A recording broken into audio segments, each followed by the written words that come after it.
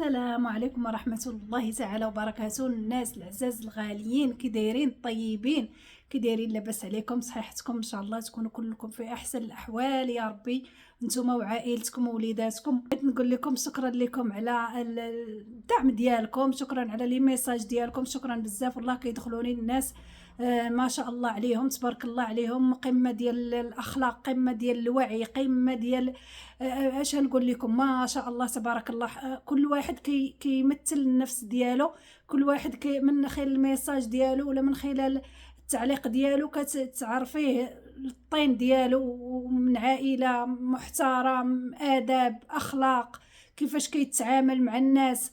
الحمد لله والشكر لله، كاين الخير، باقي الخير.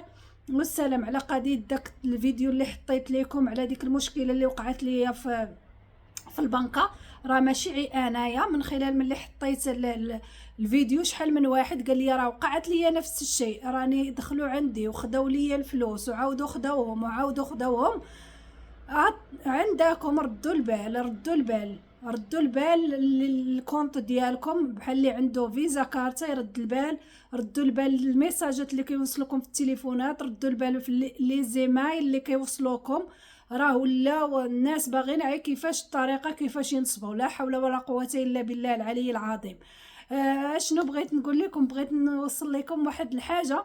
الناس اللي كاينين في المانيا مثلا ودخلوا بمره للمغرب، قلت نشارك معكم هاد الحاجه اللي بالصدفه. انا مشيت باش نصايب شي وراق وطلبوا مني الاكستري، هذاك ورقه الازدياد ولا شهاده الازدياد. ملي قالوا لي، قلت لهم اودي فين غنصايب هاد الورقه هادي؟ قالوا لي يا هتجيبيها من ديسلدورف، يا هتجيبيها من وزاره الخارجيه في الرباط. ايوا قلت يا ربي يا مولاي، كيفاش انا خصني نسافر عليها حتى الرباط، ولا خصني نمشي حتى القنصليه تاني في ديسلدورف، ورا التيرمين وعرفتو اونلاين والتيرمين وما التيرمين وحريره هذه. المهم سبحان الله، بالصدفه واحد المتتبعه ديالي، لانها حتى هي ديجا جات لهنايا قبل شي 3 سنين هذه، كنت تواصل معاها بحال هكا وانا نقول لها وقع ليا. قالت لي لا، مادام الى الدري مسجل في القنصليه ديال البلاصه اللي انت فيها، مثلا فرانكفورت ولا في ديسلدورف ولا كل واحد فين كاين، الى مسجل تمايا كتاخدي غير الحاله المدنيه، كتجيبي الوريقات ديالك اللي كيطلبوا لك، اللي هما سميتو كل واحد وهو كل موظف وهو كل واحد وكانتو كيفاش كيقول لك جيبي. كاين كتدي الورقه ديال الماء وديال الضو، كتدي التصاورات، كتدي لاكارت، فوتوكوبي د لاكارت ديال راجلك الا ما كاينش، الا كان راه مزيان كديري عقد الزواج. هذا كتصايبي به سميتو لا يا ربي، هذا كتصايبي به شهاده السكنه. اما هذا عقد ازدياد كتدي الحاله المدنيه ودي الفوطو، وكتدي لاكارت ناسيونال ديالك، وكتدي الحاله المدنيه. هذا هو. شوفوا سبحان الله، بالصدفه عرفت هذه المساله هذه، قلت ضروري نشاركها مع احبابي، ضروري نشاركها مع الناس الطيبين اللي كيدخلوا، ضروري نشارك معاهم هذه المعلومه هذه. اي معلومه راه كتوصلني نشاركها معاكم.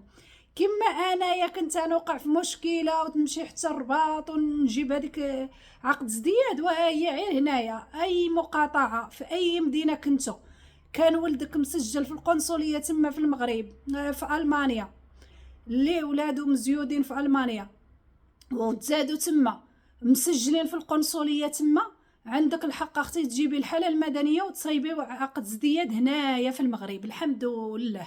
الحمد لله والله العظيم. فرحت البارح واحد الفرحه، قلت سبحان الله. كنت كنقول صافي خاصني هاد 2 حلول، يا ديسلدورف يا الرباط. الساعه الحمد لله فوريجات والحمد لله. الله يفرجها على هاد السيده هذه ويفرجها على الجميع يا ربي اللي عنده شي حاجه.